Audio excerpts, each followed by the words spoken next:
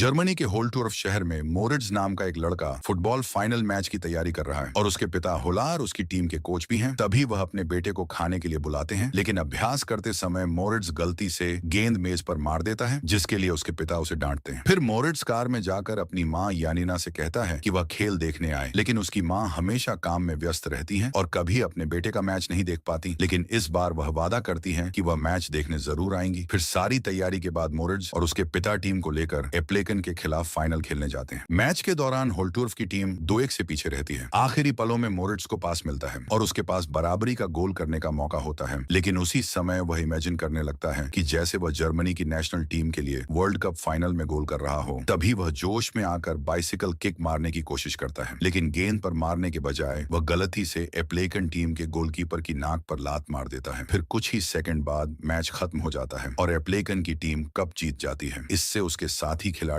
Moritz से नाराज हो जाते हैं, क्योंकि वह पहले भी अपनी कल्पनाओं की वजह से टीम को निराश कर चुका था। लॉकर रूम में मोरिट्ज को अपनी माँ यानिना मिलती है, जो देर से स्टेडियम पहुंची थी। वह अपने बेटे को दिलासा देती है। जब दोनों हुल्लार को ढूंढने जाते हैं तो देखते हैं कि वह टीम की सचिव के साथ रोमांटिक पल बिता रहा है। यह देखकर यानिना गुस्से में तलाक मांगती है और मोरिट्ज को लेकर अपने पिता के शहर एप्लेन चली जाती है। लंबी यात्रा के बाद मोरिट्ज अपने दादा से मिलता है, जो गैराज चलाते हैं और गुस्सैल स्वभाव के हैं। वह अपना सामान अपनी माँ के पुराने कमरे में रखता है। यह नया बदलाव मोरिट्ज के लिए मुश्किल होता है, लेकिन यानिना उसे समझाती है कि सब ठीक हो जाएगा। वह यह भी वादा करती है कि उसके दादा उसे एप्लेकिन स्टेडियम ले जाएंगे और शायद वह टीम में भी शामिल हो सकता है। फिर अगली सुबह उसके दादा रूडी उसे स्टेडियम ले जाते हैं और टीम के कोच रोथरी से बात करते हैं। दोनों की आपस में ज्यादा नहीं बनती, लेकिन रूडी फिर भी अपने पोते के लिए एक मौका मांगता है। कोच उस समय फोन पर व्यस्त होता है, इसीलिए वह टीम के कप्तान को कहता है कि वह मोरिट्ज को परखे, लेकिन कप्तान मार्क निकलता है, वही गोलकीपर जिसकी नाक पर मोरिट्ज ने पिछले फाइनल में गलती से लात मार दी थी। मार्क उसे पहचान लेता है और बाकी खिलाड़ियों को बुलाकर मोरिट्ज पर कई गेंदें मारते हैं। तब रूडी अपने पोते को वहां से निकाल कर ले जाता है। फिर अगली सुबह मोरिट्ज अपने नए स्कूल जाता है। फिर लंच के समय नेस नाम का एक लड़का उसके पास आकर बैठता है। वह भी अपने माता पिता के तलाक से गुजर रहा है। नेस उसे अपने भाई ईएमटीटी और दोस्त निको और कैटरीना से मिलवाता है। वे मोरिट्ज को फुटबॉल खेलने के लिए बुलाते हैं। फिर कुछ देर बाद मार्क और एप्लेकिन टीम के खिलाड़ी वहां आ जाते हैं। कप्तान मार्क उन सब का मजाक उड़ाता है और उनकी गेंद को दूर फेंक देता है। वह कहता है कि उन्हें फुटबॉल छोड़ देना चाहिए, क्योंकि उनके पास असली टीम भी नहीं है। यह सुनकर मोरिट्ज और भी ज्यादा जोश में आ जाता है और अपने नए दोस्तों को कहता है कि वे सब मिलकर अपनी फुटबॉल टीम बनाएंगे और उन्हें अभ्यास के लिए मैदान चाहिए होता है। इसीलिए वह ढूंढते ढूंढते लैंडफिल के पास एक पुराना मैदान पाते हैं, जिसे देख मोरिट्ज को लगता है कि यही सही जगह है। इसके बाद वह नए यूथ कप के पंजीकरण के लिए जाता है। वह अपनी टीम का नाम डेविल किकर्स रखता है, लेकिन सचिव पूछता है कि टीम का कोच कौन है, वरना वे टूर्नामेंट में नहीं खेल सकते। इस मौके को नहीं गवाते हुए मोरिट्ज अपने दादा का नाम लिखा देता है, क्योंकि उसके दादा पहले फुटबॉल खिलाड़ी रह चुके हैं। फिर आखिरकार सब मिलकर मैदान पर लौटते हैं और घास काटने की मशीन और कूड़े से मिली चीजों की मदद से अपना नया फुटबॉल मैदान तैयार करते हैं। काम पूरा होने पर मोरिट्ज खुशी से जश्न मनाता है और कहता है कि अब वह मार्क और उसकी टीम को सबक सिखाएगा, लेकिन बदकिस्मती से मार्क ये सब सुन लेता है। वह गुस्से में मोरिट्ज के पास आता है और उसे मारने की धमकी देता है। तभी अचानक छठी कक्षा के छात्रों का एक समूह वहां आता है। उनका लीडर एलेक्स होता है, जो पार्कोर करता है। एलेक्स मार्क और उसकी टीम को भगा देता है और मोरिट्ज से कहता है कि वह उनकी फुटबॉल टीम में शामिल हो जाए, जिसे सुन मोरिट्ज खुशी खुशी मान जाता है। फिर रात में यानिना अपने बेटे से कहती है कि वह अपने दादा रूडी के लिए खाना ले जाए। रूडी शॉपिंग मॉल में सिक्योरिटी गार्ड का काम करता है। फिर मोरिट्ज उनसे अपनी टीम का कोच बनने की बात करने की कोशिश करता है, लेकिन रूडी सिर्फ अपनी पत्नी मैरियन के बारे में बात करता है। वह बताता है कि पहले वह अपने दोस्त रोथरी के साथ एप्लेकिन टीम में स्ट्राइकर था, लेकिन जब दोनों को मैरियन से प्यार हो गया था, तब मैरियन ने रूडी को चुन लिया, तो रोथरी ने खुद को धोखा खाया हुआ महसूस किया। तभी से दोनों की दोस्ती खत्म हो गई है। फिर दादा को कोच बनने के लिए राजी न कर पाने के कारण मोरिट्ज घर लौट आता है और अगले दिन अपनी टीम के साथ ट्रेनिंग शुरू करता है। वहां एलेक्स अपने दोस्तों से मिलवाता है। स्लीपी, टिम, कॉलिन, कॉन्स, एंडी और शैडो, इन सब के आने से अब टीम के पास पूरे 11 खिलाड़ी हो जाते हैं और वे यूथ कप में खेल सकते हैं। ट्रेनिंग के दौरान एलेक्स और उसके दोस्त गोल करने के लिए पार्कोर के स्टंट करते हैं, लेकिन ज्यादातर बार शॉट चूक जाते हैं। टीम की हालत ठीक नहीं होती, लेकिन मोरिट्ज सबको हिम्मत देता है और कहता है कि अगर वे मेहनत करें तो मार्क की टीम को हरा सकते हैं। फिर अभ्यास खत्म होने पर कैटरीना नाराज हो जाती है। उसे गुस्सा आता है कि मोरिट्ज सिर्फ मार्क को हराने के बारे में सोच रहा है, मजे से फुटबॉल खेलने के बजाय। मोरिट्ज नहीं समझ पाता कि वह ऐसा क्यों कह रही है। कैटरीना वहां से चली जाती है और घर लौट आती है। घर पर पता चलता है कि मार्क उसका सौतेला भाई है। उसके सौतेले पिता ने उसे फुटबॉल खेलने से मना किया है, क्योंकि उनका मानना है कि यह लड़कियों खिलाड़ियों का खेल नहीं है और वे चाहते हैं कि वह टेनिस खेले। लेकिन कैटरीना फुटबॉल से बहुत प्यार करती है और वह खेलना नहीं छोड़ती। वह मैदान पर लड़कों के साथ प्रैक्टिस जारी रखती है। फिर भी वार्म अप के समय टीम के खिलाड़ियों में आपस में नहीं बनती और कई बार झगड़े हो जाते हैं। एक बार मोरिट्ज कैटरीना से गेंद पास करने को कहता है, लेकिन वह अब भी उससे नाराज रहती है और गेंद दूर फेंक देती है। यह देखकर मोरिट्ज गुस्सा हो जाता है और कहता है कि कैटरीना जानबूझकर टीम को खराब कर रही है ताकि मार्क और उसकी टीम जीत जाए। यह सुनकर कैटरीना भड़क जाती है और दोनों में लड़ाई हो जाती है। बाकी खिलाड़ी बीच बचाव करते हैं। फिर कुछ दिन बाद डेविल किकर्स और एप्लिकेंट टीम के बीच पहला क्वालिफाइंग मैच होने वाला होता है। एनएस जर्सी पर नंबर पेंट कर रहा होता है। तभी रेफरी मोरिट्ज से बात करता है। उसे पता चलता है कि टीम में सिर्फ 10 खिलाड़ी हैं और कैटरीना अब तक नहीं आई। साथ ही उसने टीम का कोच भी मैदान पर नहीं देखा। मोरिट्ज उसे भरोसा दिलाता है कि कोच जल्दी आ जाएगा। फिर वह अपनी माँ को फोन करता है और कहता है कि दादाजी से उसका टेडी बियर लाने को कहें, क्योंकि वह उसका लकी चार्म है जिसे सुन येआनेना वैसा ही करती है। और पहले तो रूडी घर से बाहर जाने में हिचकिचाता है, लेकिन फिर मान जाता है। उसे पता नहीं होता कि यह सब मोरिट्ज की एक योजना का हिस्सा है और वह ग्राउंड की ओर निकल जाता है। जैसे ही वह आता है, मोरिट्ज रेफरी से कहता है कि अब उनका कोच आ गया है। तभी कैटरीना भी आ जाती है और टीम पूरी हो जाती है। फिर आखिरकार मैच शुरू होता है, लेकिन खिलाड़ियों के बीच आपसी समझ की कमी के कारण डेविल किकर्स बुरी तरह हार जाते हैं। लेकिन उन्हें 12-0 से हरा देती है। इस शर्मनाक हार के बाद सब निराश हो जाते हैं, लेकिन मोरिट्ज हिम्मत देता है और कहता है कि उनके पास दूसरे क्वालिफाइंग मैच का मौका अभी भी है। जब वे अपने मैदान पर लौटते हैं तो देखते हैं कि कई ट्रैक्टर उस जमीन को खोद रहे हैं, क्योंकि वहां इमारत बनने वाली है। अब उनकी सारी उम्मीद टूट जाती है, लेकिन मोरिट्ज एक और योजना बनाता है। रात को वह अपने दोस्तों को मॉल बुलाता है। वह अपने दादा का सिक्योरिटी कार्ड इस्तेमाल करके सबको अंदर ले जाता है। रूडी सो रहा होता है, इसलिए मोरिट्ज सबको कहता है कि वे बिना दादा को बताए मॉल में ही अभ्यास करें। फिर टीम ट्रेनिंग शुरू करती है। एक पास के दौरान मोरिट्ज फिर से बाइसिकल किक आजमाता है, लेकिन गोल नहीं कर पाता। गेंद एस्केलेटर पर जा गिरती है। ठीक उसी समय रूडी नीचे आ रहा होता है। वह बच्चों को मॉल में खेलते हुए देख लेता है। मोरिट्ज उन्हें समझाने की कोशिश करता है, लेकिन रूडी कहता है कि उसे पहले से सब पता है, इवन यह भी कि मोरिट्ज ने उसका नाम टीम के कोच के तौर पर लिख दिया है। बच्चों को डांटने या भेजने के बजाय रूडी कहता है कि सब में टैलेंट है, लेकिन वे अभी तक मिलकर टीम की तरह खेलना नहीं जानते। इसीलिए वह डेविल किकर्स का कोच बनने के लिए तैयार हो जाता है और उन्हें अगले प्लेऑफ मैच के लिए तैयार करता है, जो 4 दिन बाद होगा, जिसे सुन टीम बहुत खुश हो जाती है और रूडी की ट्रेनिंग शुरू होती है। वह उन्हें सिखाता है कि गेंद पर ज्यादा देर तक कैसे कंट्रोल बनाए रखें। अगले कुछ दिनों तक सब मेहनत से प्रैक्टिस करते हैं। इवन मिट्टी के बर्तन की दुकान में ड्रिबलिंग का अभ्यास करते हैं, जिसे धीरे धीरे टीम बेहतर होने लगती है। फिर आखिरकार मैच का दिन आ जाता है, जहां उनका मुकाबला वॉलप्रिट से होना है। खेल शुरू होने से पहले रूडी बच्चों को असली जर्सी देता है और कहता है कि वे इन्हें तभी रख पाएंगे जब मैच जीतेंगे। पूरी टीम उत्साहित हो जाती है और नई यूनिफॉर्म पहनकर मैदान पर उतरती है। फिर खेल शुरू होता है, लेकिन डेविल किकर्स को फिर से मिलकर खेलने में दिक्कत होती है। खासकर मोरिट्ज और कैटरीना इस बात पर झगड़ते हैं कि आक्रामक खेल कौन खेलेगा। इसी बीच एलेक्स गेंद छीन लेता है और एक शानदार स्पिनिंग किक से गोल कर देता है, जिसे यह गोल उन्हें जीत दिला देता है। मैच के बाद रूडी पूरी टीम को रेस्टोरेंट में ले जाता है ताकि सब जश्न मना सकें, लेकिन बाहर आते ही मोरिट्ज अपने पिता को सड़क पर इंतजार करते हुए देखता है। उसके पिता उसे कार में बुलाते हैं और माफी मांगते हैं। वे कहते हैं कि उन्हें मोरिट्ज और येआनेना दोनों की याद आती है। वह अपने बेटे को उसकी फुटबॉल भी वापस देते हैं, लेकिन मोरिट्ज अब भी नाराज होता है और वहां से चला जाता है। फिर बाद में टीम मॉल लौटती है। जीत के बावजूद रूडी बच्चों को चेतावनी देता है कि वॉलपेरिट सबसे कमजोर टीम थी। वह कहता है कि अगर उन्हें आगे जीतना है तो उन्हें अपनी पूरी ताकत लगानी होगी, जिससे सुन टीम ने वादा किया कि अब वे अपना सर्वश्रेष्ठ देंगे। फिर कुछ दिनों बाद नेक्स्ट मैच स्टार्ट होता है, जिसमें डेविल किकर्स अंतिम 16 में खेलते हैं। खेल शुरू होता है और स्कोर 0-0 रहता है। फिर एक आक्रामक चाल में मोरिट्ज, कैटरीना और एलेक्स तीनों एक साथ गेंद के लिए दौड़ते हैं और आपस में टकरा जाते हैं, लेकिन सौभाग्य से गेंद गोल में चली जाती है और डेविल किकर्स एक और जीत हासिल करते हैं। फिर अगले दिन क्वार्टर फाइनल का समय आता है। कैटरीना टीम से मिलने के लिए घर से निकलती है, लेकिन तभी उसका सौतेला पिता उसे रोक लेता है। रॉथकिक उसे फुटबॉल छोड़ने के लिए मनाने की कोशिश करता है, लेकिन कैटरीना अपने फैसले पर अडिग रहती है और ब्रेकन की टीम के खिलाफ मैच खेलने स्टेडियम दौड़ती है। सबके इकट्ठा होने पर रूडी बच्चों को समझाते हैं कि अब उन्हें व्यक्तिगत खेल छोड़कर टीम की तरह खेलना चाहिए, लेकिन मैच शुरू होने के शुरुआती मिनटों में डेविल किकर्स लगातार पास चूकते हैं और लगातार 2 गोल खा जाते हैं। उसी समय रॉथकिक मैच देखने स्टेडियम पहुंच जाता है। कैटरीना अपने सौतेले पिता को देखकर अपनी फुटबॉल प्रतिभा साबित करने का फैसला करती है। जब वह गेंद पर कंट्रोल करती है तो अपनी ड्रिबलिंग स्किल का इस्तेमाल करके विरोधी खिलाड़ियों को पीछे छोड़ देती है और शानदार किक से स्कोर कम कर देती है। फिर कुछ ही देर बाद वह फिर वही चाल दोहराने की कोशिश करती है, लेकिन एरिया के अंदर उसे फाउल का सामना करना पड़ता है, जिसे रेफरी डेविल किकर्स को पेनल्टी देता है। फिर मोरिट्स किक लगाता है और एक सटीक शॉट मारकर स्कोर 2-2 से बराबर कर देता है। फिर कुछ समय बाद दूसरा हाफ शुरू होता है। धीरे धीरे टीम और एकजुट होने लगती है। एक पूर्वाभ्यास के दौरान कैटरीना गेंद एलेक्स को देती है। एलेक्स पीछे की ओर कूदता है और गेंद को किक करके गोल कर देता है। इससे डेविल किकर्स की एक और जीत तय हो जाती है। अब टीम सेमीफाइनल में पहुंच चुकी है। फिर टीम मॉल में जश्न मनाने जाती है। वहां उन्हें फिर मार्क और उसकी टीम मिलती है। मार्क और उसके साथी जोर देते हैं कि डेविल किकर्स फाइनल तक नहीं पहुंचेंगे, लेकिन मोरिट्स डरता नहीं है। वह मार्क को एक चुनौती देता है कि जो भी खिलाड़ी 5 मिनट तक गेंद अपने पास रखेगा वही जीत जाएगा। मार्क चुनौती स्वीकार कर लेता है। तभी एक तेज चाल में मोरिट्स गेंद छीन लेता है और अपने साथियों को दे देता है। फिर मॉल में जोरदार मुकाबला शुरू होता है और जल्दी ही डेविल किकर्स खुद को मार्क और उसकी टीम से घिरा हुआ पाते हैं। फिर एलेक्स गेंद लेकर सड़क की तरफ दौड़ता है, जिसे देख सुरक्षा गार्ड उसे रोकने की कोशिश करते हैं, लेकिन अपनी कलाबाजी से एलेक्स आसानी से बच निकलता है। 5 मिनट भी पूरे नहीं हुए होते और डेविल किकर्स सड़क के बीच में कारों और पैदल चलने वालों को चकमा देते हुए एक दूसरे को गेंद पास करते हैं। अंत में गेंद एलेक्स के पास वापस आती है और वह किक करता है। मोरेट्स और मार्क के बीच दौड़ लगती है कि कौन गेंद पहले पकड़ेगा। इस दौरान गेंद मोरेट्स के हाथ में आ जाती है। पहली बार मोरेट्स अपने प्रतिद्वंद्वी को हराने में सफल होता है। जीत के बावजूद सड़क पर हंगामा होने की वजह से पुलिस आती है और दोनों टीमों को भागना पड़ता है। फिर कुछ मिनट बाद डेविल किकर्स खुश होते हैं कि उन्होंने मार्क को हरा दिया और एलेक्स की कलाबाजी के लिए उसे बधाई देते हैं, जिससे सुन एनएस कहता है कि एलेक्स स्कूल का सबसे कूल बच्चा है और पूछता है कि क्या उसके बारे में अफवाहें सच हैं। टीम के बाकी सदस्य ये बात समझ नहीं पाते, लेकिन एलेक्स को यह सवाल बिल्कुल पसंद नहीं आता और वह वहां से भाग जाता है। इसी बीच कैटरीना के घर पर रोथकिक अपनी टीम की जीत पक्की करने और रूडी से बदला लेने की योजना बनाता है। वह सेमीफाइनल के रेफरी को बुलाता है और उसे बेईमानी से ब्लैकमेल करने की कोशिश करता है। कैटरीना की मां बर्डी सब सुन लेती है, लेकिन अपने पति को नुकसान न पहुंचाने के लिए चुप रहती है। इन सब से अनजान मोरिट्स एलेक्स के घर जाता है ताकि वह पता लगाए कि वास्तव में क्या हुआ था। एलेक्स बताता है कि कुछ समय पहले वह एप्लेकिन टीम का हिस्सा था और एक बहुत महत्वपूर्ण मैच में खेलने के लिए बुलाया गया था, लेकिन उसी दिन उसकी मां जेल गई थी ताकि उसके पिता को रिहा कराया जा सके, लेकिन बाद में उन्हें फिर से गिरफ्तार कर लिया गया। उसने एलेक्स से कहा कि वह अपने छोटे भाई टॉमी का ध्यान रखे, लेकिन एलेक्स को डर था कि वह टीम में अपनी जगह खो देगा, इसलिए उसने टॉमी को कमरे में अकेला छोड़ दिया। एलेक्स किसी तरह मैच खेलने गया और विनिंग गोल किया। जब वह घर लौटा तो पुलिस हर जगह थी। उसे पता चला कि उसके भाई का एक्सीडेंट हो गया था। तब से एलेक्स खुद को दोषी महसूस करता रहा। मोरिट्स सब सुनकर एलेक्स को समझाने की कोशिश करता है, लेकिन वह चला जाता है। फिर अगली सुबह एलेक्स सेमीफाइनल में नहीं आता, लेकिन रूडी बच्चों को उसकी कमी के बावजूद खेलने के लिए तैयार कर देता है और उसकी जगह एनएस को खेलने के लिए बुलाता है। एनएस खुश होता है और टीम मैदान में उतरती है। अंततः उनका सामना एप्लेकिन टीम से होता है। मैच शुरू होता है और दोनों टीमें गेंद पर नियंत्रण पाने के लिए लड़ती हैं। इसी बीच निको पर पीछे से फाउल होता है, लेकिन रेफरी खेल को जारी रखने देता है। एप्लेकिन टीम बार बार विरोधियों को धक्का देती है और फाउल करती है, लेकिन रेफरी कुछ नहीं करता। जब डेविल कीकर्स भी ऐसा ही करते हैं और विरोधी पर फाउल करते हैं तो रेफरी उसे रद्द कर देता है और डेविल कीकर्स को फ्री किक देता है, जिससे स्कोर 1-0 हो जाता है। खेल जारी रहता है। तभी कैटरीना एक शानदार चाल चलकर गोल करने की कोशिश करती है, लेकिन एप्लेकिन गोलकीपर उसे रोक देता है। फिर एक और मौका आता है। मोरिट्स देखता है कि कैटरीना गेंद मांग रही है, लेकिन वह खुद गोल करने की कोशिश करता है और गेंद क्रॉस बार से टकरा जाती है। इस चूक के कारण मैच एप्लेकिन टीम की 1-0 से जीत के साथ समाप्त होता है। स्टैंड में खड़ी बर्डी सब देख रही होती है और अपनी बेटी पर गर्व करती है, लेकिन वह जानती है कि उसकी टीम की हार उसके पति की धोखाधड़ी की वजह से हुई। बाद में रोथकिक जीत का जश्न मनाने के लिए पार्टी देता है। कैटरीना उदास होती है। यह देखकर बर्डी अपने पति को मनाने की कोशिश करती है कि वह अपनी टीम में कैटरीना को शामिल कर ले, लेकिन वह कहता है कि वह अपनी टीम में लड़कियों को नहीं लेगा। इस बीच मोरिट्स और उसके परिवार की मुश्किलें बढ़ती जाती हैं। रोथकिक उसके दादा को सुरक्षा गार्ड की नौकरी से निकाल देता है। यानिना के पास भी अभी तक नौकरी नहीं है और वह नहीं जानती कि खर्चों में कैसे मदद करेगी। फिर मोरिट्स जब घर लौटता है तो यानिना उससे पूछती है कि मैच कैसा रहा, लेकिन मोरिट्स गुस्से में होता है और अपनी मां पर चिल्लाता है। वह कहता है कि वह इस जगह से थक गया है और जो कुछ भी हुआ उसके लिए अपनी मां को दोषी ठहराता है, जिससे सुन यानिना अपनी हद पार कर देती है और उसे सजा के तौर पर कमरे में भेज देती है। इस बहस के बाद वह रोती है और नहीं जानती कि क्या करे। तभी वह बाहर हुलार की आवाज सुनती है। हुलार फिर से माफी मांगता है और मोरिट्स से बात करना चाहता है। तभी दूसरी ओर कैटरीना की मां की मदद से रोथकिक की धोखाधड़ी का पता चला और एप्लेकिन टीम टूर्नामेंट से बाहर हो गई। इस वजह से मोरिट्स की टीम को फाइनल में खेलने का एक और मौका मिलता है। फाइनल में उनकी टीम हुलार की टीम होल्टूर्फ के खिलाफ खेलेगी, जिसे सुन मोरिट्स यानिना से कहता है कि वह खेल देखने आए, क्योंकि अब उन्हें बातचीत करके फिर से एक परिवार बनने की जरूरत है। यह सुनकर यानिना बहुत खुश होती होती है और फिर मोरिट्स कैटरीना को यह खबर देने दौड़ता है। मोरिट्स कैटरीना के घर पहुंचकर खिड़की से उसे बुलाता है और खेल के दौरान उसे गेंद न दे पाने के लिए माफी मांगता है। वह वादा करता है कि अब से वे साथ खेलेंगे और टीम को फिर से एकजुट करेंगे। कैटरीना मान जाती है और खिड़की से नीचे उतरने लगती है। तभी मार्क आता है और कहता है कि वह उन्हें जाने नहीं देगा। वह मोरिट्स को लड़ने की चुनौती देता है और उसे मारने की कोशिश करता है, लेकिन मोरिट्स एक आश्चर्यजनक हमला करता है और मार्क की नाक फिर से टूट जाती है। मोरिट्स कहता है कि अब उसे अकेला छोड़ दे। इसके बाद मोरिट्स और कैटरीना भागकर बाकी टीम से मिलने दौड़ते हैं। जब टीम फिर से मिलती है तो रूडी भी वहां पहुंच जाता है। वह खुद को निराश महसूस करता है कि वह लड़कों की मदद नहीं कर पाया। फिर थोड़ी शराब पीने के बाद वह अकेले सड़क पर निकल पड़ता है। आधे रास्ते में वह सिगरेट जलाने की कोशिश करता है, तभी एक ट्रक आकर उसे टक्कर मार देता है। फिर अगली सुबह जब मोरिट्स को यह खबर मिलती है तो वह अपने दोस्तों के साथ अस्पताल जाता है और वहां यानिना बाहर इंतजार कर रही होती है, लेकिन सौभाग्य से रूडी दुर्घटना में बच जाता है। रूडी जब लड़कों से रोड किक की धोखाधड़ी के बारे में सुनता है तो वह और भी प्रेरित हो जाता है कि ग्रैंड फाइनल में टीम के साथ जाए, लेकिन उसका पैर टूट गया है, इसलिए वह स्टेडियम नहीं जा पाएगा। कोच के बिना टीम खेल नहीं सकती, लेकिन मोरिट्स इसका हल ढूंढ लेता है। मैदान पर हुल्लार अपनी टीम का प्रशिक्षण पूरा कर लेता है, लेकिन वह यानिना और मोरिट्स के बारे में सोचता रहता है। फिर कुछ ही मिनट बाद वह अपनी पत्नी यानिना को मैदान में प्रवेश करते हुए देखता है और उससे एक और मौका मांगता है। वह यह भी पूछता है कि रूडी कहाँ है। यानिना बताती है कि वह बीमार है और वह डेविल किकर्स की टीम की कोच बनकर उसकी जगह लेगी। हुल्लार यह सुनकर हैरान हो जाता है, लेकिन यानिना उसे शुभकामनाएं देती है और टीम से मिलने वापस चली जाती है। फिर खेल शुरू होने से पहले एलेक्स और उसके पिता मैदान पर आते हैं। एलेक्स टीम में फिर से खेलने के लिए कहता है। बिना किसी हिचकिचाहट के सभी उसे स्वीकार कर लेते हैं और उसकी वर्दी लौटा देते हैं। यानिना फिर रूडी को फोन करती है और स्पीकर फोन पर सभी को शुभकामनाएं देता है। वह अपने पोते से सीधे बात करता है और उसे एक सच्चे कप्तान की तरह टीम का नेतृत्व करने के लिए कहता है, जिसे सुन मोरिट्स वादा करता है कि वह ऐसा करेगा। फिर जैसे ही दोनों टीमें मैदान पर आती हैं, रेफरी सीटी बजाता है और ग्रैंड फाइनल शुरू हो जाता है। खेल के दौरान रूडी फोन पर यानिना को निर्देश देने की कोशिश करता है, लेकिन वह खेल के बारे में कुछ नहीं जानती, इसीलिए वह खिलाड़ियों को और उलझा देती है। फिर स्थिति और बिगड़ जाती है। होल्टऑफ टीम बढ़त लेने लगती है और गोल करके स्कोर बनाना शुरू कर देती है। खेल जारी रहता है और एक खतरनाक स्थिति में डेविल किकर्स होल्टऑफ स्ट्राइकर के खिलाफ मैदान के पास एक फ्री किक लेने की कोशिश करती है। खेल शुरू होने से पहले मोरिट्स और बाकी खिलाड़ी एक दीवार बनाते हैं, लेकिन जैसे ही किक ली जाती है विरोधी खिलाड़ी शूट करता है और दूसरा गोल कर देता है। फिर कुछ ही समय बाद पहला हाफ खत्म हो जाता है। यानिना नहीं जानती कि अब क्या करे, इसीलिए रूडी उसे समझाता है कि फुटबॉल की रणनीति को केक बनाने की रेसिपी की तरह सोचो। यानिना थोड़ा उलझी हुई होती है, लेकिन फिर वह सभी को वापस बुलाती है और कहती है कि खेलो जैसे कि आप केक बना रहे हो। वह रेसिपी समझाती है जिसमें पैन में 3 अंडे डालने से शुरुआत होती है। जैसा कि उम्मीद थी, लड़के और भी भ्रमित हो जाते हैं, लेकिन मोरिट्स समझ जाता है कि उनकी माँ उन्हें अपने गठन को बदलने के लिए कह रही है और 3 खिलाड़ियों को हमले पर लगा देता है और मोरिट्स आगे खेलता है, जबकि बाकी टीम डिफेंस संभालती है। जैसे ही मैच शुरू होता है, डेविल किकर्स आपस में पास करते हैं। गेंद एलेक्स तक पहुंचती है जो अपनी स्पिनिंग किक से गोल कर देता है, जिसे रणनीति काम कर जाती है और यानिना और भी रेसिपी टिप्स देती रहती है। मोरिट्स सब समझकर बाकी टीम को सही पास देने की कोशिश करता है। एक और हमले में एलेक्स पास मांगता है और पूरे मैदान को पार करते हुए गेंद तक पहुंचकर किक करता है और एक और गोल कर देता है, जिससे स्कोर बराबर हो जाता है। लेकिन डेविल किकर्स फिर से जोरदार वापसी करते हैं। तभी शैडो गेंद मोरिट्स की ओर फेंकता है। मोरिट्स पहले की तरह विश्व कप फाइनल का सपना देखता है और गोल पर निशाना लगाता है, लेकिन इस बार वह गेंद अपनी छाती पर फंसा लेता है और कैटरीना की ओर बाइसिकल किक मारता है। कैटरीना पहली ही शॉट में गोल कर देती है। इस तरह यूथ कप का मैच खत्म होता है और डेविल किकर्स विजेता बनती है। आसपास के सभी लोग जीत का जश्न मना रहे हैं। तभी हुलार भी वहां आता है और विरोधी टीम की बेंच पर जाकर यानिना और मोरिट्स को बधाई देता है। अंत में परिवार में फिर से मेल मिलाप हो जाता है और डेविल किकर्स की टीम जीत का कप उठाती है। फिर मोरिट्स कैटरीना के पास जाता है और उसे गोल करने के लिए बधाई देता है। कैटरीना उसे पास देने के लिए धन्यवाद कहती है। दोनों अब अपने पुराने मतभेद भूल चुके हैं और आने वाले मैचों में टीम की अगुवाई करेंगे। हो सकता है कि एक दिन मोरिट्स को जर्मन नेशनल टीम में खेलने और लंबे समय से सपना देखा बाइसिकल किक गोल करने का मौका मिले। तो आपको ये कहानी कैसी लगी, नीचे कमेंट में बताइए।